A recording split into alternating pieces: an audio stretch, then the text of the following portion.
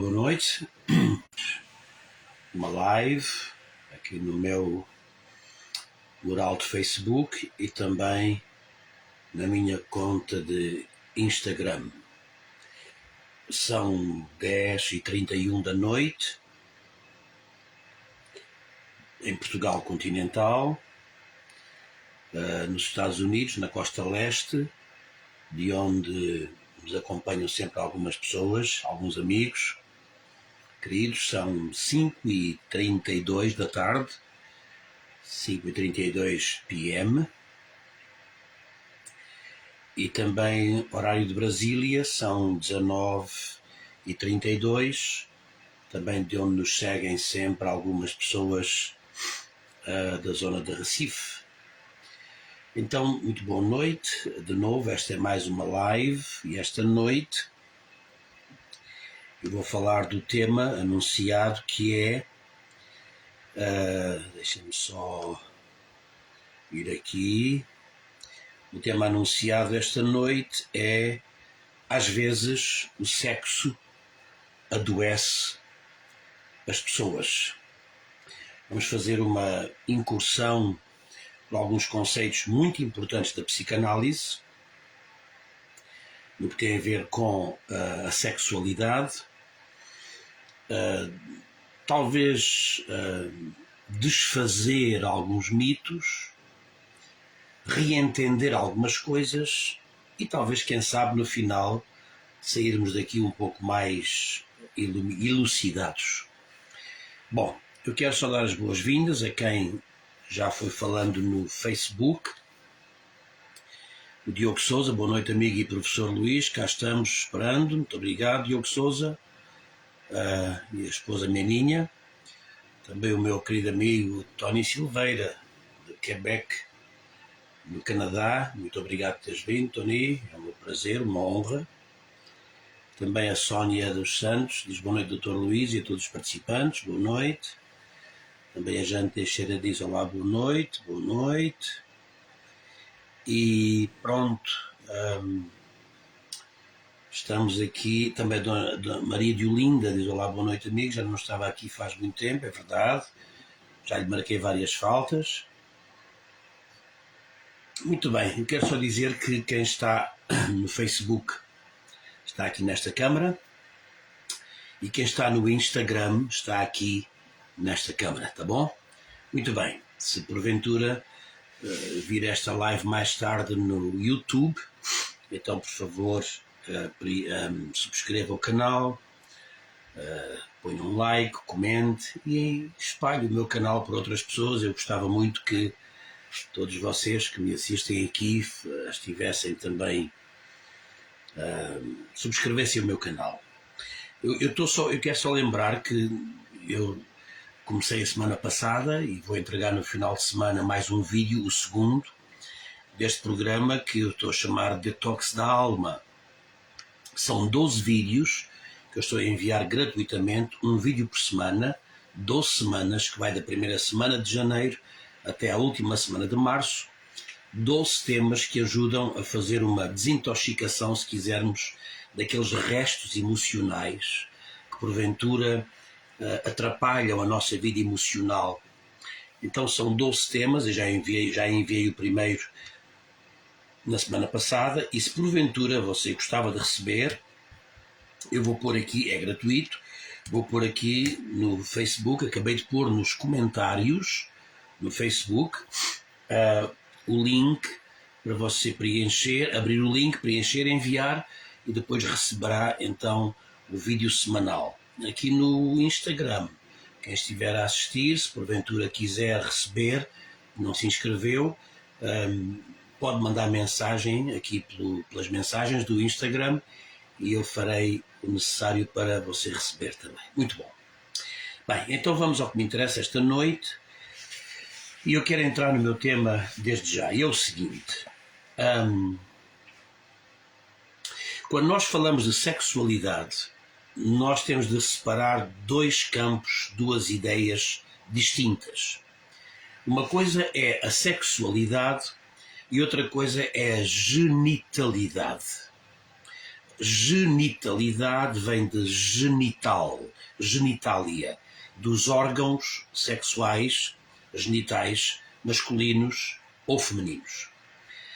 E nós, como adultos, tendemos a considerar a sexualidade como alguma coisa que diz respeito exclusivamente à genitalidade. E não é assim.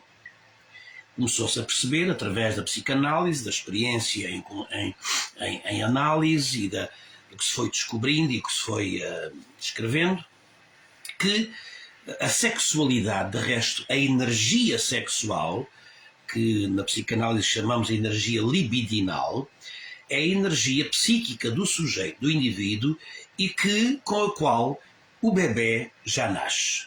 O bebê já nasce com uma forma de sexualidade. Não é uma sexualidade assente nos órgãos genitais, mas é uma sexualidade que acaba por, como dizer, infiltrar todo o corpo e toda a natureza do bebê.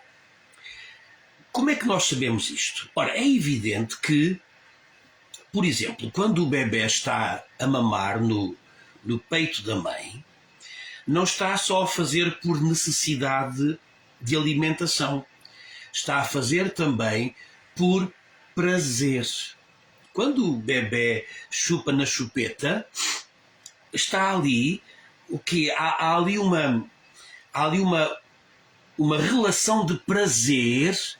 O facto de chupar na chupeta acaba por acalmar o bebê e acaba por lhe trazer uma sensação de bem-estar e de prazer.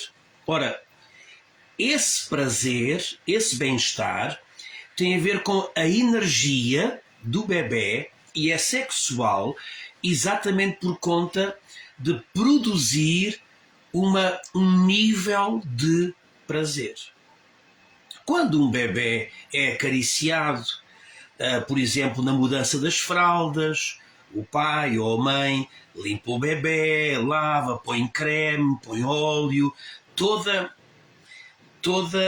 todas as carícias que o bebê recebe, até na sua zona genital e nas suas pernas, na sua barriga, toda essa construção de sensações é profundamente sexual e gera prazer ao bebê. Não é prazer genital como os adultos têm, mas é um prazer, uma energia que nós chamamos energia sexual, porque é produtora de prazer. Agora, é preciso perceber que não há a lógica do erotismo e da excitação sexual que os adultos têm, mas o bebê já tem uma sexualidade. Por exemplo, se você cruzar a perna, há uma coisa que se chama o arco do reflexo. Escute isto. Se você cruzar uma perna, uma sobre a outra, e com um martelinho lhe baterem na parte logo abaixo, naquela zona abaixo do joelho, e repercutirem, a sua perna vai saltar. O seu cérebro não tem nada a ver com esse reflexo. Nada. Não é o cérebro que comanda esse salto da perna. É um reflexo automático. Chama-se do arco do reflexo. A mesma coisa acontece, por exemplo, com o bebê de 2, 3 anos. Quando o menino tem uma ereção do seu pênis com 2 ou 3 anos, não está ali em jogo, não está ali um jogo de prazer erótico ou de excitação sexual, mas é uma expressão automática de um corpo a funcionar que tem a ver com o quê? Uma energia. Aquela energia que faz esse fenómeno acontecer no bebê é uma energia sexual. É evidente que não podemos... É mais fácil, melhor dito assim, averiguar, ver isso, comprovar num menino do que numa menina. Mas que há esses fenómenos naturais e que são prova da sexualidade das crianças, isso é um facto. Por exemplo, chega uma altura em que os meninos e as meninas começam a perceber que o facto de o facto de acariciarem, o facto de tocarem as suas zonas genitais, o bebê, o menino com 2, 3 anos, começa a ter uma sensação de prazer. Ora, esse prazer não é erótico, de excitação sexual como os jovens e os adultos, mas é uma expressão de energia sexual. Por essa razão, estou a dizer esta noite, desde o princípio, que a sexualidade não se pode fazer corresponder exclusivamente à genitalidade, aos órgãos genitais. E à relação ao jogo de prazer, ao jogo erótico e de excitação sexual que os adultos têm com a sexualidade enquanto manifestada pelos órgãos genitais. Logo, a criança tem. Muitas vezes acontece. Eu não posso dizer tudo aquilo que eu quero dizer esta noite, até porque algumas coisas são de foro mais privado e até do ponto de vista privado, até de relação com outras crianças e até mesmo da minha própria vida enquanto criança. Mas é natural, muitas vezes, que os meninos comecem a sentir um prazer ao tocar nos seus órgãos sexuais, quer o menino, quer as meninas. Não é estranho que uma menina seja encontrada com alguma coisa que crie volume na sua zona genital e fazer pressão para sentir algum prazer, para se acalmar. Ou para dormir. E a mesma coisa com os meninos. Logo, nós temos que desmistificar esta coisa de que o sexo só tem a ver com erotismo, excitação sexual adulta. Não, a criança, toda ela, é composta por energia sexual. Agora, uma coisa começa a acontecer, uma ou duas muito importantes eu mencionar antes de eu chegar aos adultos e dizer porque é que às vezes o sexo adoece as pessoas. Não vai embora, porque eu vou explicar isto até numa perspectiva psicanalítica, de psicanálise, de psicanalista. Já lá vou. Agora, o que acontece com os bebés é o seguinte.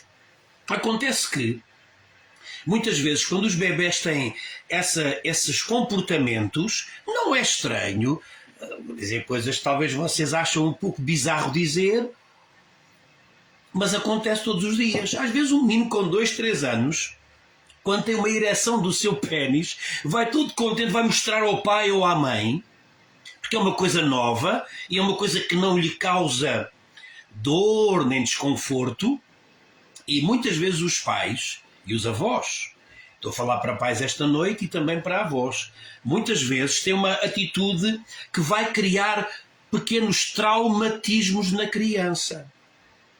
Do género, não se mexe aí, ai que coisa feia, vai lavar as mãos, ou então isso não se faz. Esse é o problema, que começa a criar traumatismos na criança e a criança começa a ter uma relação traumática de recalque relativamente ao seu corpo e à energia sexual que toda a criança tem. É evidente que quando a criança tem 3, 4, 5, 6, 7 anos, há uma sexualidade construída e que faz parte de toda a criança. Até vou dizer mais. O que acontece com a criança é que todo o seu corpo é muito mais erógeno. Erógeno tem a ver com erótico, tem a ver com sensação de prazer sexual. A criança tem um corpo muito mais erógeno do que o adulto.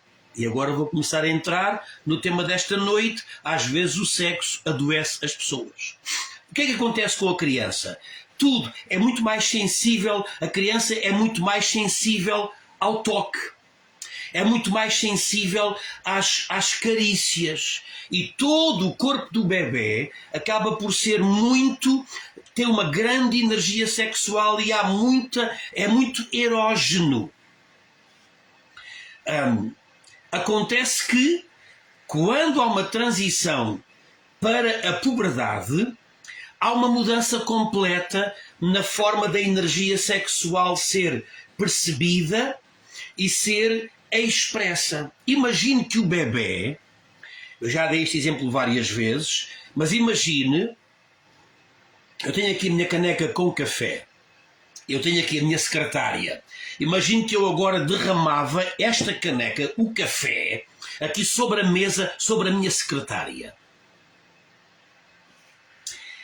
O bebê é muito assim, não tem ainda muito a noção dos limites do seu eu, do seu ego, se quisermos. Ego, não no sentido negativo, não como egopatia, mas ego enquanto parte da estrutura psíquica, como nós entendemos na psicanálise, o ID, o superego, o I do superego e o ego. O ego que é a expressão visível do nosso psiquismo, que acaba por ser responsável pela expressão externa da nossa identidade, do nosso eu. Agora, o eu do bebê é uma coisa ainda muito difusa. E por essa razão também ao nível da energia sexual há uma espécie de uma é tudo muito difuso. É quando começa a chegar a puberdade, é como se houvesse agora um contentor onde o ego do bebê, neste caso da criança na puberdade, começa a ter definições.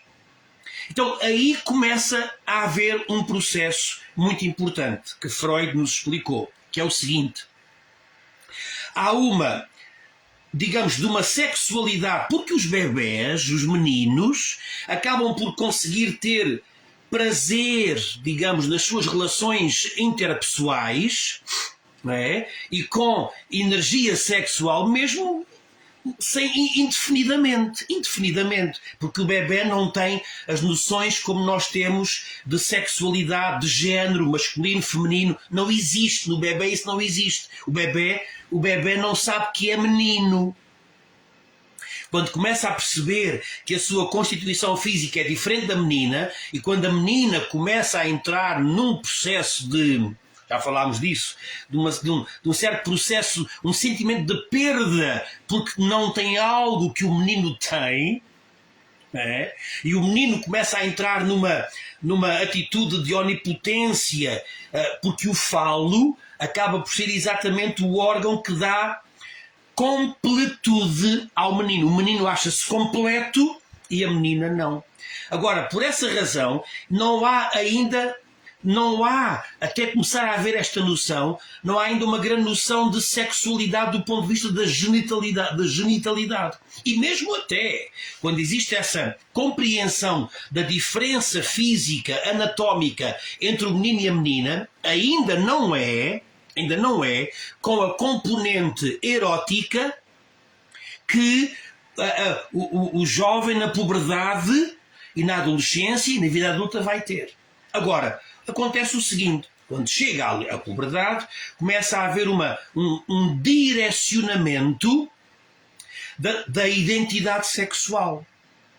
Começa a haver esse direcionamento da identidade sexual, e isso é feito também muitas vezes à custa de abandonar certos conteúdos psíquicos ligados a essa sexualidade mais primária, para que haja uma concentração de energia da sua sexualidade nos limites do seu género.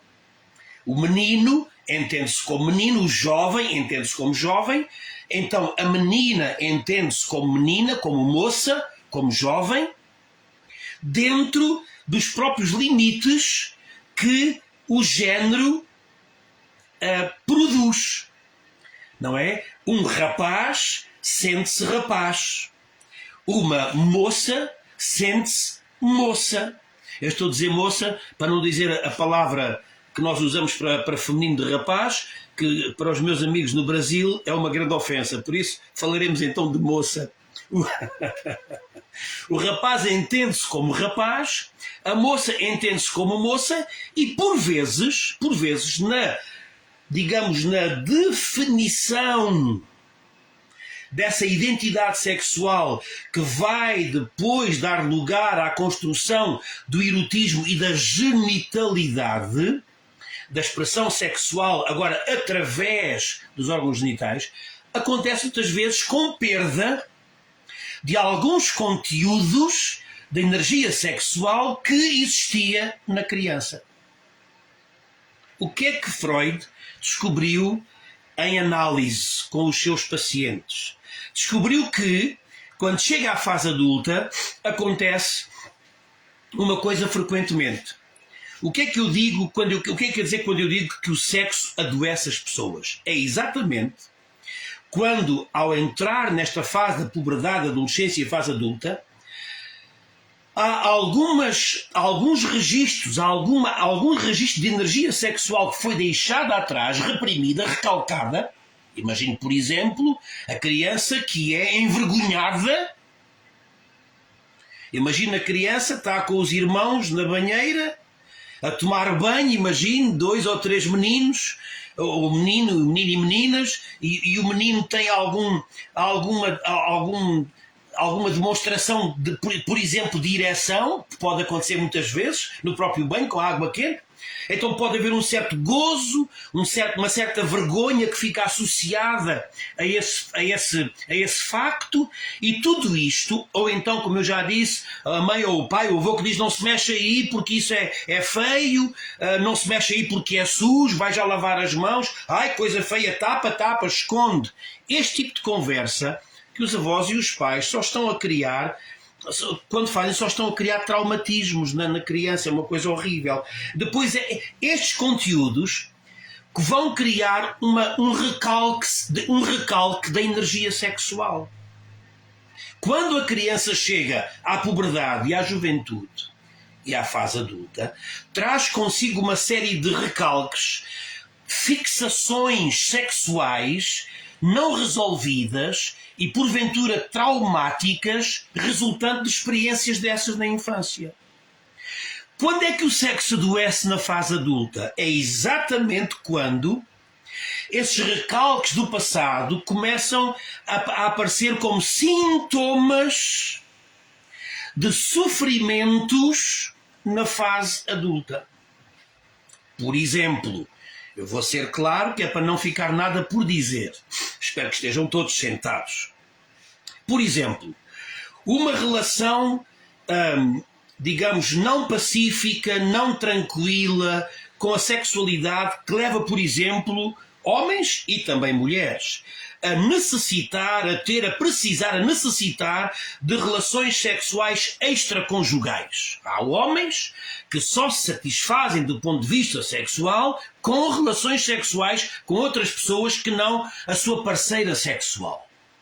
A mesma coisa acontece com mulheres que precisam ter uma relação sexual com alguém fora do seu círculo conjugal, e a pergunta que se faz é: mas porquê? Porquê? Há um prazer associado a isso que tem a ver com prazeres que lá atrás foram recalcados.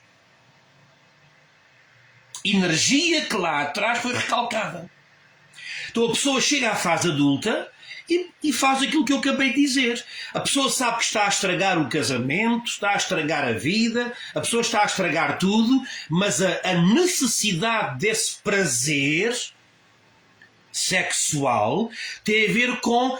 é um sintoma de uma doença. A mesma coisa com a prostituição. Tanto quem paga como quem recebe o dinheiro. A prostituição é também em si uma coisa horrível. Há doenças venéreas, há empobrecimento. Dizem que é a profissão que é uma profissão difícil. De modo nenhum, há um prazer associado. A pessoa sabe, a mulher sabe que está vulnerável a tantas doenças sexualmente transmissíveis, mesmo usando métodos de proteção. Há tanta forma de comunicar doenças sexualmente transmissíveis. Não é só através do sêmen, do esperma ou do líquido da lubrificação vaginal, através da própria saliva. Portanto, o que nós estamos a falar é há uma necessidade de prazer que é satisfeita por conta do quê? De uma doença. É um sintoma de uma doença da energia sexual lá desde o início. Mas não é só nestes comportamentos. Porquê é que o drogado se droga? Porquê é que, vou usar outra expressão, porquê é que o toxicodependente consome estupefacientes? Bom, posto assim de linguagem um pouco mais erudita e mais... Porquê é que o toxicodependente consome estupefacientes? Ele não sabe que é mau? Sabe. Ele não sabe que arruina a sua saúde? É evidente que sabe. Ele não sabe que se farta de perder dinheiro com isso? Sabe. Ele não sabe que pode ir parar à cadeia? Sabe. Mas porquê é que faz? Porque há um prazer. O prazer está ligado à nossa natureza sexual. Há um prazer. E porque há esse comportamento, pode indiciar a expressão, um sintoma de doença que vem de momentos de relação, de momentos traumáticos que ficaram recalcados no tempo da sua infância. Porquê é que a pessoa fuma desmesuradamente? Está a perder dinheiro, o tabaco custa dinheiro, sabe que o cancro da boca, dos lábios, da laringe, cancro do pulmão. A pessoa compra um maço de tabaco e tem lá a dizer que aquilo provoca a morte, a doença, tem fotografias horríveis. Porquê é que a pessoa faz isso? Porque há um prazer. E esse prazer é tantas vezes, não mais do que a expressão adoentada que o sexo, que a energia sexual reprimida, recalcada, no passado, provocou no indivíduo e hoje aparece dessa maneira. Aparece dessa forma. Mas, porquê é que a pessoa vai trocentas vezes à porta a ver se a porta está trancada? Você acha que isso é um comportamento? Sabe o que é que há aí? Luís, mas o que é que isso tem a ver? Tem tudo, tem tudo. Sabe o que é que há aí? Há um prazer. A pessoa vai ver 3, 4, 5, 6 vezes se a porta está fechada porque há um prazer. Mas que prazer? Inconsciente. A pessoa faz porque há uma gratificação interior. Não tem a ver só com a certeza de estar. E faz porque tem prazer inconsciente a fazer isso. Mas como é que isso não... Quem faz isso não sente prazer. Isso dizemos nós no nosso plano de percepção do consciente. Mas eu venho aqui a dizer há meses que nós temos um nível muito mais subterrâneo que é chamado inconsciente, que tem pulsões, necessidades, recalques, traumas, que se expressam cá para fora através do ego, expressam-se de tanta forma que nós não temos consciência delas, dessas formas e porque é que as fazemos. Portanto, tudo isso, esses comportamentos repetitivos, porventura prejudiciais, mas que no fundo, acabam por manifestar um tipo de prazer inconsciente, não é mais do que recalques que vêm lá de trás. Sim, do tempo da nossa sexualidade infantil. Agora, e os adultos que não têm vida sexual ativa? Estou a pensar, por exemplo, nos sacerdotes da Igreja Católica. A Igreja Católica tem uma exigência, só cumpre quem quiser. Não é assim. Só pode ser sacerdote, padre ou freira na Igreja Católica, quem se submeter a essa exigência é a da abstinência sexual. O que é que acontece com esse comportamento? Então, mas isso aí também é um sintoma de doença? Não. Aí passa a ser outra coisa. Aí passa a ser uma sublimação da energia sexual. Porque qualquer homem e qualquer mulher que for fisicamente saudável e psiquicamente saudável tem energia sexual. É evidente. Agora, quando isso não é, quando essa energia não é expressa como adulto através da genitalidade, através dos órgãos sexuais e da sexualidade, como nós a conhecemos, que assenta muito na fase adulta na genitalidade, quando não acontece essa expressão, há uma sublimação. Quer dizer, essa energia é canalizada, já não de forma doentia, como acabei de dizer. Porque é que às vezes o sexo adoece as pessoas? Pelo que eu acabei de dizer. Por conta de registros traumáticos ou traumatismos, recalques, que ficaram da nossa fase infantil e que se mostram na nossa fase adulta através de sintomas doentios.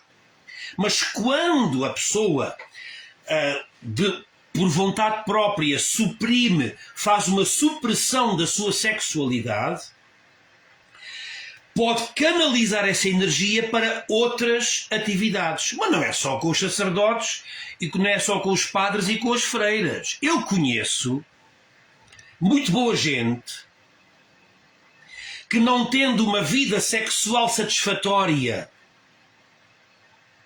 plena, com o seu cônjuge, o seu marido ou a sua esposa, acabam por ter outras atividades muito físicas, que usam até como válvula de escape para essa energia sexual que não é satisfeita e que não é realizada e expressa no contexto da conjugalidade, da vida do casal. Muitas senhoras vão para o ginásio, não estou a dizer que não me entendam mal, mas há muitas senhoras que usam o ginásio, não é, como uma forma de válvula de escape da sua energia sexual, porque não há uma satisfação plena, quer dizer, a sua relação conjugal e a sexualidade do casal não esgota, não satisfaz. Não esgota no sentido de não torna plena a experiência. E como tal, os homens fazem outras coisas. Vão também para o ginásio, vão para as corridas de ralis, vão para o ciclismo, fazem 1001 coisas que são técnicas de sublimação da sua energia sexual não satisfeita e como forma de não adoecer. Agora, essa doença é saudável que você explicou atrás, Luís? Não, a doença não é saudável. Essas manifestações e sintomas são um sinal, um sintoma de um problema antigo que deve ser addressed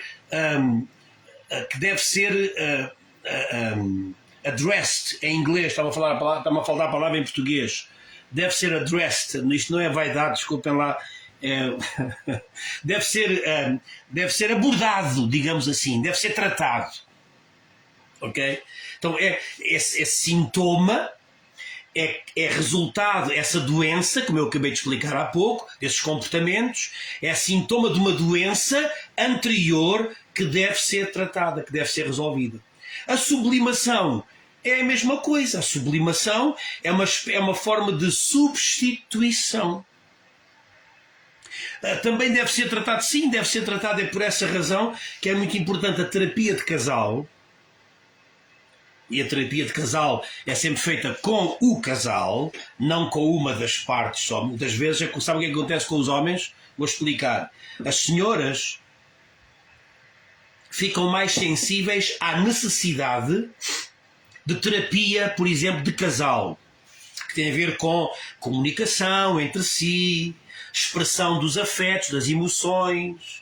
Um espera uma coisa que não tem da outra, uma espera um tratamento que não tem do outro, ele espera um afeto, uma ternura, porque os homens são muito carentes, os homens, isso é conversa de macho doente, essa coisa, o homem não chora, o homem não, o homem é... Não, isso é conversa para, como se diz no Brasil, para boi dormir. O homem é um ser também carente, carente de atenção, de carinho, carente de mimo. A quantidade de homens que andam aí com comportamentos de sublimação vão, enfim, fazem 30 por uma linha. Sabe porquê? Tanta coisa que fazem com os amigos e para os copos e para o futebol e não sei o quê, com os homens, a sentirem-se assim homens uns com os outros. É simplesmente é um sintoma de uma alma doente a precisar de mimo, de carinho, que porventura a esposa em casa não tem a sensibilidade para dar. E então por essa razão alguns embriagam-se. O alcoolismo entre os homens, eu não sei se eu estou a dizer coisas hoje que vocês me vão chamar doido, mas eu espero que estejam todos sentados. Eu espero que toda a gente esteja sentada a ouvir esta live. O alcoolismo entre os homens também está mais que estudado e mais que percebido, que também tem origem não é em traumas que eu quero dizer, é em frustrações, origem em frustração na sua vida, na sua sexualidade com a esposa. Está mais que provado isso. Portanto, o que é que eu estou a dizer hoje? Estou a dizer que há uma sublimação também que é doentia. Agora, dizia eu, a terapia de casal é muito importante, até por conta disto. E eu ia dizer, a senhora geralmente entende a necessidade de terapia. O homem diz, vai lá tu. Porquê? Porque o homem é um ser endurecido, empedernido, o homem não chora. Em criança foi dito, não se mexe aí na pilinha que isso é sujo, ai que vergonha. Este é o homem que cresce, que nasce, que cresce e chega à fase adulta com todas estas paranoias na cabeça. Por essa razão não é sensível, não é terno, não procura ternura, não sabe pedir carinho, não sabe pedir mimo. E depois há mulheres que ficaram também muito masculinizadas, muitas delas porque tiveram más experiências no seu casamento, até com aquele casamento ou com outro, ou que viveram muito tempo sozinhas, elas e sozinhos eles, não têm uma série de mecanismos de intimidade que é preciso, de cumplicidade que é preciso desenvolver. Por essa razão, o homem diz, vai lá tu, e a mulher fica frustrada para um canto, o homem fica também frustrado à sua forma para outro canto, e temos o quê? Relações completamente disfuncionais por conta de não se entender aquilo que eu estou a explicar esta noite. Uma andota para terminar.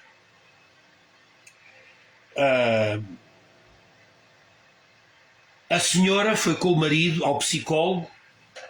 Deixa eu puxar a brasa à minha sardinha. Foram ao psicanalista e, entretanto, depois de ele ouvir as queixas e ouvir os lamentos e ouvir tudo da parte de uma dela, da parte dele, o psicanalista entendeu ali a necessidade de um carinho que aquela senhora não tinha.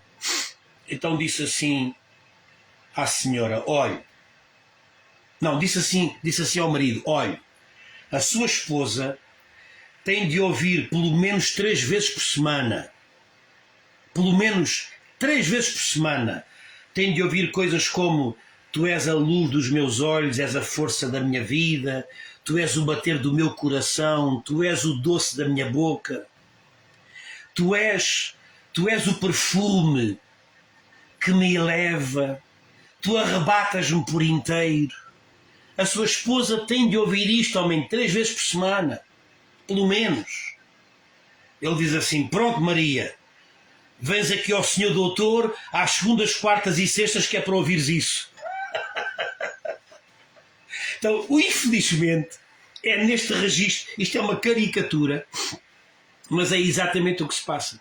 Então, porquê é que às vezes o sexo adoece as pessoas? Porque as pessoas não sabem agir, reagir de forma saudável na sua fase adulta da sexualidade genital, não sabem viver a sexualidade na sua fase genital adulta, por conta de traumas, vergonhas, recalques, traumatismos que foram criados na sua fase infantil. A melhor coisa que tem a fazer é procurar ajuda, é procurar um ouvido, e por isso que eu pus também aqui no meu Facebook e no Instagram esta frase: é preciso um ouvido que o ajude, que a ajude a falar. Às vezes é preciso um ouvido que nos ajude a falar. A pior coisa que existe é quando, numa relação de duas pessoas, num casamento, numa relação a dois, a coisa pior que existe é quando a sepultura do silêncio. O silêncio é a realidade da sepultura. A sepultura é o lugar do silêncio. O problema com a maior parte das relações entre duas pessoas é quando se instala a possibilidade do silêncio, da perda de intimidade na comunicação, da perda de à vontade na expressão dos seus desejos e necessidades. Aí, meus amigos, sabe o que é que acontece? Acontece o que acontece na maior parte, se não da totalidade das vezes. O sexo adoece a pessoa, começa a entrar em comportamentos que são compensadores da frustração que vive, porventura comportamentos com sintomas de doença, como acabei de explicar, porventura comportamentos com uma dimensão de sublimação, de substituir por outra coisa de forma a libertar a energia, e temos depois dois cadáveres que vivem, que sobrevivem numa relação em que já nada existe.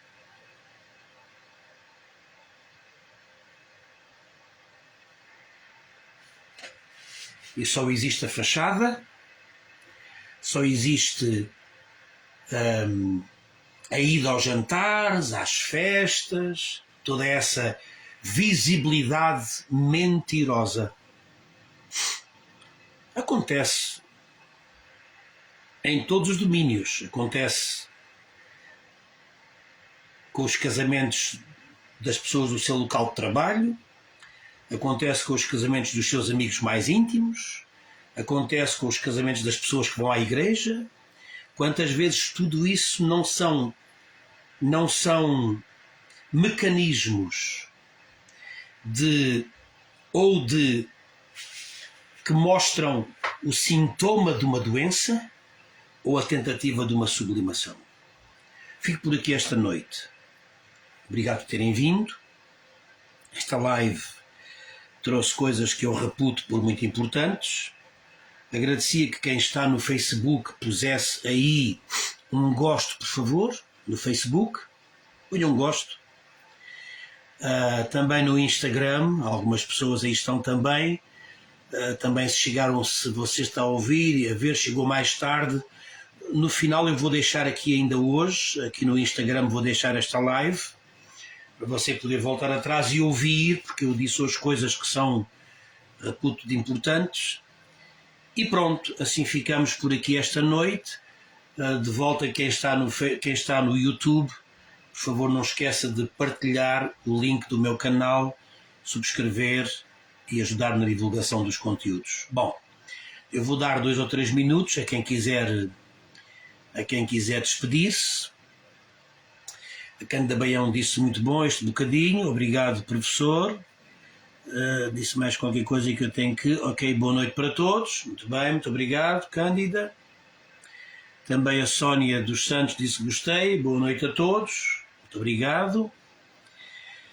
Pronto, se mais alguém quiser dizer alguma coisa, faz favor de dizer. Há várias pessoas online. Se não quiser dizer nada, então não diga. Fique no seu silêncio, vá mastigando e digerindo. Diogo Sousa diz muito bem, até estou partilhando com amigos. Boa noite, professor. Boa noite, meu querido amigo Diogo Sousa e a esposa Meninha, aí nessa terra dos bravos e dos livres. A Misé Turcato também disse boa noite a todos. Boa noite, Misé. E pronto, acho que vou ficar por aqui. Mais uma vez, não esqueçam do gosto aqui na live no Facebook.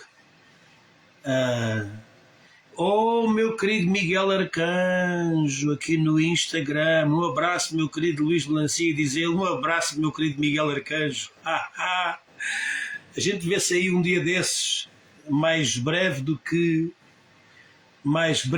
do que longínquamente, ok? Muito bem, Miguel, obrigado por ter vindo e obrigado pelo seu feedback aqui, muito bom, obrigado. Pronto, também estou a ver mais gente ainda no Instagram. Se quiser dizer boa noite, quem está por aí, diga. Eu gosto sempre de vos ouvir e de vos ver. Pronto, então mais ninguém quer dizer nada mais. Um abraço a todos. Amanhã é sábado, não há live. Eu já percebi que ao sábado e ao domingo eu venho aqui e depois são... Não é que eu desvalorize o facto de estar só uma ou duas pessoas, não é isso. Mas é também porque, por uma gestão de tempo, se nós pudermos concentrar, e até também para vos dar descanso, porque isto é todas as noites, e também não há paciência que aguente estar a levar com isto todas as noites. Eu digo paciência da vossa parte, estar a levar com isto todas as noites. Por essa razão, dou-vos descanso, é um descanso que eu vos dou ao sábado e ao domingo. Tá bom? Então amanhã sábado não há live, domingo também não há live, mas para quem está no meu programa de detox da alma, vai receber o segundo vídeo gratuito da segunda semana. São 12 vídeos com 12 ideias para desintoxicar esses restos emocionais da sua alma que porventura atrapalham muitas vezes as suas emoções. Aqui no Instagram, se alguém está aqui e gostava de receber os meus vídeos semanais, são 12 semanas, é da primeira semana de janeiro, já enviei o primeiro, até à última semana de março. Se quiser receber, mande-me mensagem aqui pelo Instagram, uma mensagem aqui pelas mensagens, diga: Luís, eu gostava de receber os vídeos, como é que eu faço? E eu digo-lhe como é que há de fazer, são vídeos gratuitos que eu dou, e este fim de semana vou enviar o segundo vídeo, tá bom? Quem está no Facebook e quer receber, está aí, eu pus o link aí do formulário no Facebook, tá bom? Muito obrigado por terem vindo e até, então, para aqueles que não receberão o meu vídeo no final de semana, até segunda-feira, um abraço e cuidem-se e tudo de bom. Tchau, tchau.